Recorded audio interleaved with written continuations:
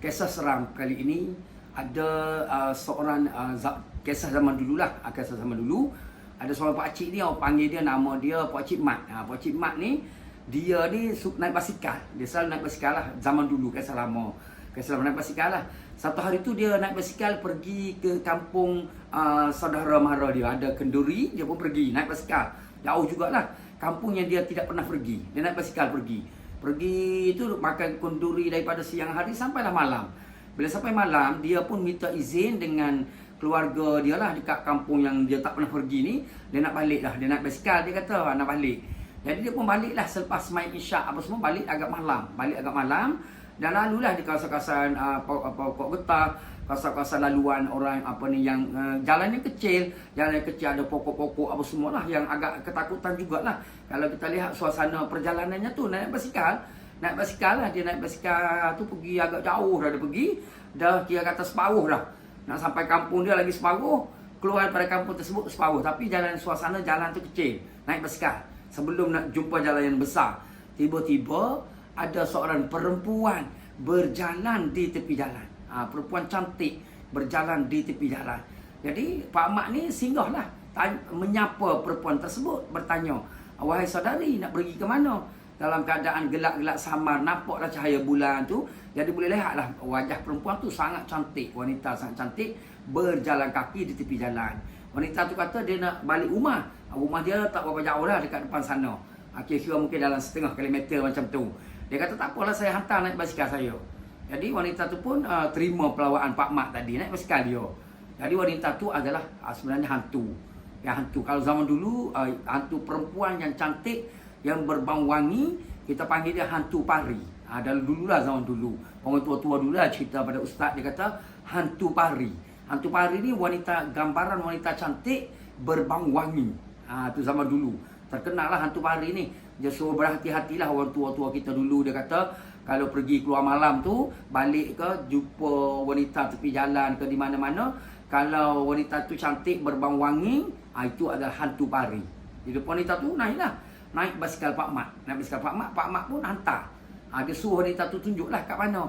Wanita tu tunjuklah jalan, masuk jalan. Lepas tu sampai di satu lorong tu, dia kata kena turun ke bawah. Pergi ke dalam pergi ke kawasan kebun lah, kawasan kebun, kawasan ladang macam tu. Jalannya makin kecil. Dah kecil daripada jalan tadi. Jalan mula-mula dia datang tu dah kecil. Jalan ni lagi kecil. Dia pergi lah. Naik basikal dia. Naik basikal sampai dalam lagi. Dah berhenti dah. Dia tadi sampai rumah saya. Lepas tu wanita tu wanita cantik ni ajak Pak Mat naik rumah dia. Dia kata naiklah, dia kata dulu minum-minum air dulu. Lepas tu baliklah. Dia pun naik rumah ni. Pak Mat naik rumah wanita tersebut. Naiklah dia. Naik tu macam memanjat macam tu. Makin tinggi dia kata. Rumah ni tinggi dia kata. Lepas tu macam menjunam gitu. Macam luruh gitu jalan. Naik tangga sampai di rumah wanita tu. Agak tinggi tangga tadi. Naik tangga tu agak menjunam, agak ke atas macam tu. Kalau turun menjunam, agak tinggi. Jadi sampailah dekat rumah wanita tu. Wanita tu beri minum air pula. Dia pun minum air apa semua. Duduklah. Lepas tu dia mengantuk. Wanita tu kata tidur kat sini lah. Wanita cantik tu suruh Pak Mat tidur dekat rumah dia.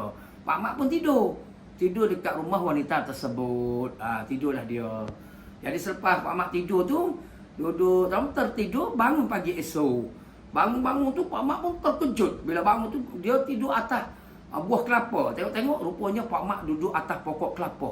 Duduk atas pokok kelapa. Rupanya malam tadi panjat pokok kelapa. Duduk atas pokok kelapa. Lepas tu terpaksa dia turun balik lah. Dia malam tadi minum air kelapa. Di atas pokok kelapa tu adalah air bekas dia minum tu. Buah kelapa tadi. Dia pun panjat turun lah. Sangat suka lah. Habis ni dia punya dada dia ni terkoyak lah. Nak hampir nak berdarah jugalah. Turunlah dia. Lepas tu basikal dia tersandar dekat pokok kelapa. Baru dia perasan rupa-rupanya malam tadi dia ikut wanita tu hantu lah. Pada pandangan Pak Mat pun dia pun baru perasan semula.